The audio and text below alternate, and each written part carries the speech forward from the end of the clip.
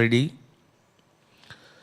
మీకు దివ్య సంపద, శాశ్వత సంపద ఒక తండ్రి కొడుకులకు ఎట్లా ఇస్తాడో అట్లా ఇచ్చాను అని చెప్పాను.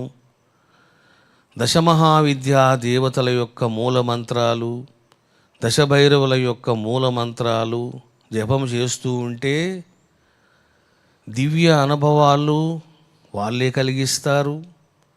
చెప్పవలసిన నిగూఢ జ్ఞానం వాళ్ళే ప్రబోధిస్తారు. మనము చేయవలసిన అనుష్ఠానం చెయ్యాలి. ఇంకా తిరగవలసిన అవసరము లేదు. నేను మీకు ముందే చెప్పాను, నా తిరుగుడు ఇంకా కొన్ని రోజుల్లో బంద్ అయిపోతుంది అన్నాను. ఇంకా రెండు ప్లేసులు ఉన్నాయి. ఏంటవి? కాశీ ఒకటి అయిపోయింది, గోరఖ్పూర్ ఒకటి ఉంది.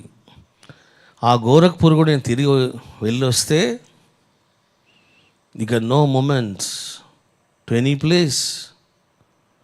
ఇంకెక్కడికి వెళ్ళవలసిన అవసరము నాకు లేదు, తెలుసుకోవలసిన జ్ఞానం కూడా లేదు. ఎందుకు చెప్తున్నాను అంటే, ఈసారి కాశీకి వెళ్ళిన తర్వాత కొంతమంది అఘోరాలను, కొన్ని ఆశ్రమాలను, కొంతమంది అక్కడ ఉన్నటువంటి సాధకులను, ఉపాసకులను కలిసిన తర్వాత నాకు అర్థమైంది ఏమిటిది అంటే, అసలు వాళ్ళకంటే నా శిష్యులైనటువంటి మీరే హై స్టేజ్లో ఉన్నారు. ఏమిటిదండి అది అంటే, వాళ్ళకు ఆత్మసాక్షాత్కారం అంటే ఏంటో తెలియదు, కుండలిని జాగృతి అంటే ఏమిటిదో తెలియదు, శక్తిపాతం అంటే ఏమిటిదో తెలియదు, పరమానంద పారవశ్యం అంటే ఏమిటిదో తెలియదు, మనోలయం అంటే ఏమిటిదో తెలియదు. చూసారా? వాళ్ళ పద్ధతుల్లో వాళ్ళు ఉపాసన చేస్తున్నారు. వాళ్ళ వేషధారణ వాళ్ళకున్నది, వాళ్ళ కర్మకాండ వాళ్ళకున్నది. వాళ్ళ వేషధారణ కర్మకాండ చూసి ఎవడైనా ఏమనుకుంటారంటే వీళ్ళు మహాజ్ఞానులు ఏమనుకుంటారు. నాకు మొత్తం కథ అంతా అర్థమైపోయింది. నేను చెప్పాను కదా, నేను ఏది తెలుసుకోకుండా, అనుభవించకుండా, పూర్ణంగా గ్రహించకుండా ఏది మాట్లాడను. ఎన్ని సాంప్రదాయాలు ఉన్నాయో అవన్నీ నేను ఓపికతో చూశాను. నేను ఒక గురువును, నేను పోవడం ఏమిటిది అని నీ అహంకారం పడలేదు. కౌలాచారం అంటే ఏమిటిదో ఒక గురువుగా నేను వెళ్ళలేదు, ఒక శిష్యునిగా వెళ్ళాను. చూశారా? అఘోరి ఆచారం అంటే ఏమిటిదో నేను గురువుగా వెళ్ళలేదు, ఒక సాధకునిగా వెళ్ళాను. వామాచారం అంటే ఏమిటిదో ఒక గురువుగా నేను వెళ్ళలేదు, ఒక ఉపాసకునిగా వెళ్ళాను. మొత్తము తెలిసిన తర్వాత ఏమి అర్థమైంది అని అంటే, చూసారా,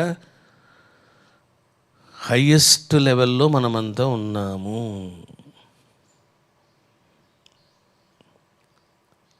నా స్థితికి కాదు, మీరున్న స్థితికి వాళ్ళు రావాలంటే కూడా కొన్ని సంవత్సరాలు పడతాయి. ఇది సత్యం.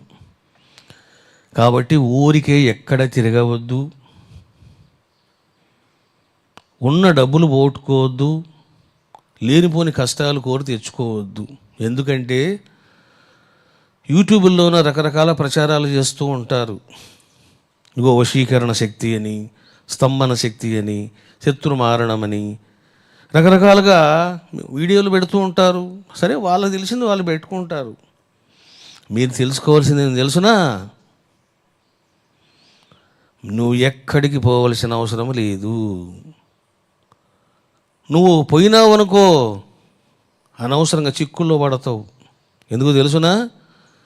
ముందు నీ ఉన్న పవర్ని లాగేస్తారు, నీ డబ్బులను లాగేస్తారు, నీ మానం హరిస్తారు. జాగ్రత్తగా ఉండండి. ఎవరిని పడితే వాళ్ళని కలవడము, ఎవరిని పడితే వాళ్ళని డౌట్స్ అడగడము, ఇటువంటి పనులు చేయకండి.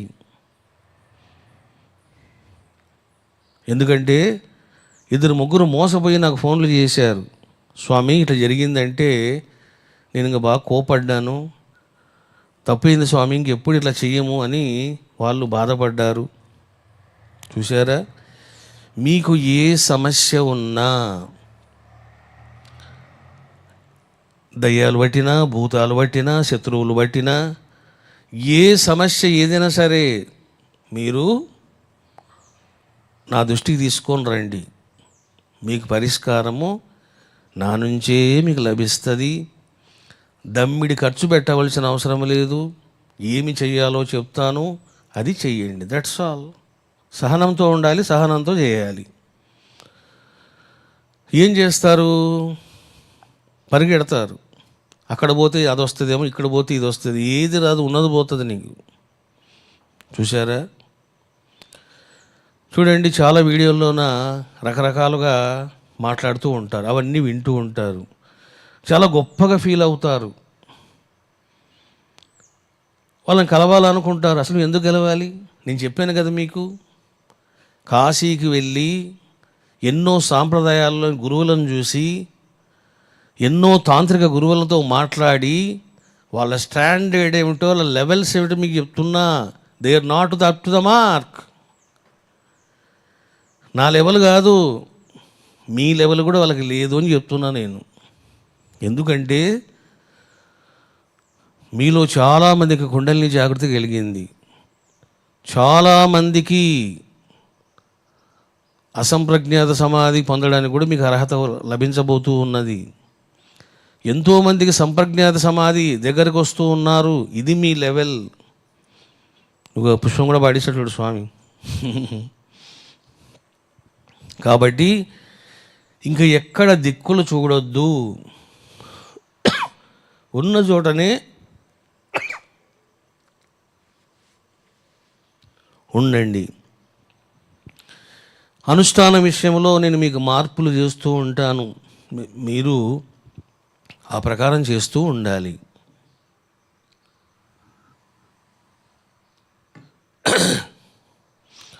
చూడండి, ప్రతి ఇంట్లోన ఒక శివలింగానికి అభిషేకం, బాబాకు అభిషేకం మీరు చేసేవాళ్ళు. నేను మీకు ఏం చెప్పాను తర్వాత కాలంలో? వారానికి ఒకసారి చాలు అన్నాను. తగ్గించండి, అభిషేకాలు తగ్గించి అంతర్ముఖత్వం పెంచుకోవాలి. నువ్వు కూర్చొని చాలా కష్టపడి అభిషేకం చేస్తావు, ఇగో అదొక పుణ్యం. ఇప్పుడు ఆ లెవెల్ మీకు పోయింది. పూజా మందిరం ముందర కూర్చొని నువ్వు దశమహావిద్యా దేవతల యొక్క స్మరణ చేసావు, దశభైరవుల నామస్మరణ చేసావు. ఇంకేముంది? శక్తి అభిషేకం చేసావు నువ్వు. ఏమి శక్తి అది? మంత్రశక్తితో కూడినటువంటి అభిషేకం చేసావు. క్షీరాభిషేకం అందరూ చేస్తారు లోకంలో, మంత్రశక్తి అభిషేకం చేయాలి. చూసారా? ప్రతిరోజు 8 o'clock నేను వచ్చి ఎందుకు ధ్యానం చేస్తాను ఇక్కడ? చూసారా? ఎందుకు ఇక్కడ ధ్యానం చేస్తాను నేను 8 o'clock వచ్చి? ఇక్కడ నేను 40 నిమిషాలు ఇక్కడ కూర్చున్నాను అంటే రమణేశ్వరములో ఉన్నటువంటి ప్రతి శివలింగానికి, ప్రతి విగ్రహమూర్తికి మంత్రశక్తి, తపోశక్తి అభిషేకం జరుగుతుంది. ఎందుకు విగ్రహమూర్తులు కలకలలాడతారు? చూడండి, కాశీలో ఒక అఘోరాన్ని చూశాను. ఆయన మనలాగనే దశమహావిద్యా విగ్రహాలు, రకరకాల విగ్రహాలు పెట్టుకున్నాడు ఆయన. నేను లోపలికి వెళ్ళి చూశాను. ఫ్రాంక్లీ చెప్పాలి అంటే నాకు ఏదో బొమ్మలు పెట్టినట్లు కనపడింది. మనం ఎలా ఉపాసన చేస్తున్నామో ఆయన కూడా అలాగే చేస్తున్నాడు. కానీ విగ్రహాలలో ఆ చైతన్య కళ, సజీవ కళ, ప్రాణ కళ, చిత్ కళ, ఆనంద కళ, సమ్మోహన కళ కనపడలేదు నాకు. మన పీఠంలో చూడండి, ఏ విగ్రహం తీసుకోండి, ఇవన్నీ కనపడతాయి మీకు. చూడండి, ఒక్కసారి ఆ స్వామివారిని చూడండి. సజీవంగా మనిషి కూర్చున్నట్లే. ఇంకా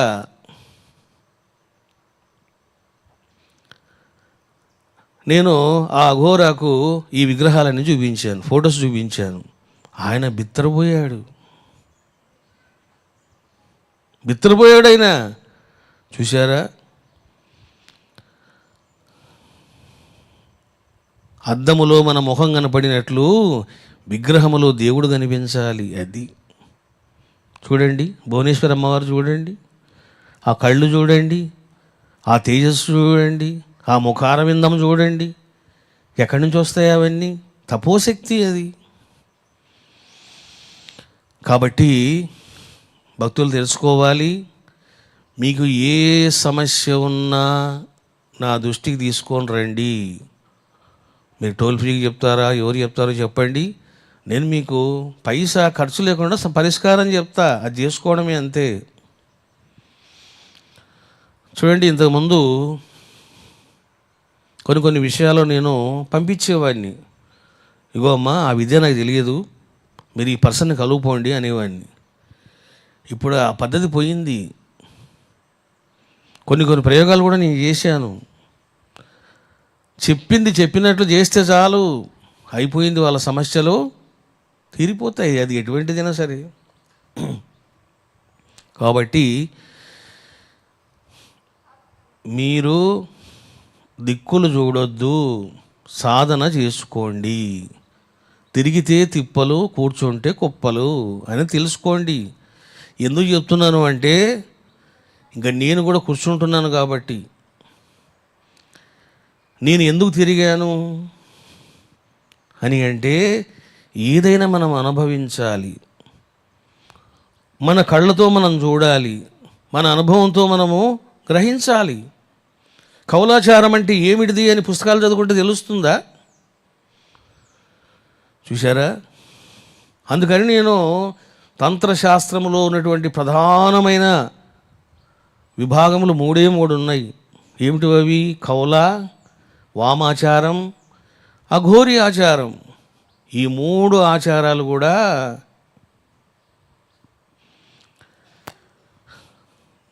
పరమాత్మ అనుగ్రహించడం జరిగింది.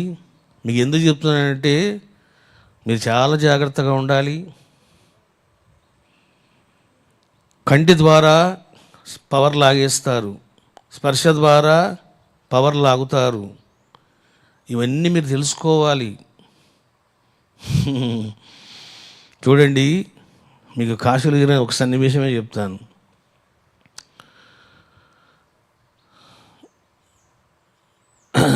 ఒక అఘోర వచ్చాడు, నా చేతిలో ఏమైనా ఉందా అని అడిగాడు. ఏమి లేదు అన్నాను. ఈ చేతిలో ఏమైనా ఉందా అన్నాడు. ఏమి లేదు అన్నాను. సరే, ఏం చేశాడు? నా చెయ్యిట శాపం అన్నాడు. నేను చాపాను. అతను నెక్స్ట్ ఏం చేస్తాడో నాకు తెలుసు. ఆయన చేసినా దాన్ని ఎట్లా కంట్రోల్ చేయాలో నాకు తెలుసు కాబట్టి చెయ్యి చాపా నేను. ఏం చేశాడు? నా పవర్ లాగాలని చూశాడు. దాన్ని లాక్ చేశాను నేను. చూశారా? లాక్ చేసి నన్ను అలా చూశాడు. అంటే అర్థమైపోయింది ఏమని? లాక్ చేశాడు అని. అప్పుడు నేను చెప్పిన, దేకో స్వామి, తపస్సు చేసి ఏదైనా సాధించుకోవాలి, కానీ ఈ చిల్లర పనులు ఏమిటిది అన్నాను.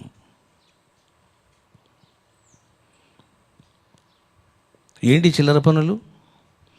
ధ్యానంలో కూర్చొని సంపాదించుకోవా? మనము శక్తి ఇతరులకు ఇవ్వాలే కానీ అనుగ్రహముతో బిచ్చగాన్లాగా శక్తి లాక్కోవాలని చూస్తావేంటి? చూసారా? చాలా జాగ్రత్తగా ఉండండి. ఎవరు కుంకుమ ఇచ్చినా పెట్టుకోకండి, ఎవడు విభూతి ఇచ్చినా పెట్టుకోకండి. అదంతా మీకు భ్రష్టు పట్టిస్తారు. ఇప్పుడు చూడండి, మీరు చోటుకి వెళ్తారు, బొట్టు పెట్టుకోండి అని ఇస్తారు. మీరేమనుకుంటారు? విభూతే కదా అని పెట్టుకుంటారు. అయిపోయింది, నీకు పంగనామాలు. ఎన్నో ఉంటాయని మీకు అవన్నీ చెప్పను. చూడండి, ఒక 100 మంది అక్కడ ఉన్నారు. భగవంతునికి మంగళహారతి ఇస్తాం మనం, అందరూ తెలిసిన విషయమే ఇది. కానీ అది ఎట్లా ఇవ్వాలో తెలిసింది అనుకోండి, ఆ 100 మందిని ఒకేసారి బుట్టలు పాడేయచ్చు. మీకు అర్థమవుతుందా? కాబట్టి జాగ్రత్తగా ఉండండి. తంత్రములో వచ్చారు, మీకు అభిలాష ఉంటుంది, ఉత్సాహం ఉంటుంది, శ్రద్ధ ఉంటుంది. మీరు చేసే జపం మీద ఉండాలా, అవన్నీ ధ్యానం మీద ఉండాలా. ఇంకా బయట తిరుగుడు వద్దు. తిరుగుడు మానేసి చక్కగా అనుష్ఠానం చేసుకోండి. మీకు దశమహావిద్యల్లోన లెవెల్ 1, లెవెల్ 2, లెవెల్ 3 ఉంటాయని చెప్పారు. లెవెల్ 1 అయిపోయింది మీకు, ఇంకా లెవెల్ 2 క్లాసెస్ స్టార్ట్ అవుతాయి. ఇంకా లెవెల్ 3 క్లాసెస్ ఇట్లా బహిరంగంగా ఉండవు. నా దగ్గరకు కూర్చొని అవన్నీ సాధనలు చేసుకోవాలి. లెవెల్ 2 క్లాసెస్ స్టార్ట్ అవుతాయి. అవి కూడా ఎంతవరకు అవసరమో అంతవరకే మీకు చెప్తాను. ఇంకా అడ్వాన్స్డ్గా భైరవ సాధన, ఇంకా అడ్వాన్స్డ్గా దశమహావిద్యల సాధనలు, ఇవన్నీ మీకు నెమ్మదిగా నేర్పిస్తాను. ఈ రకంగా ఆత్మస్వరూపులారా, చక్కగా మీరు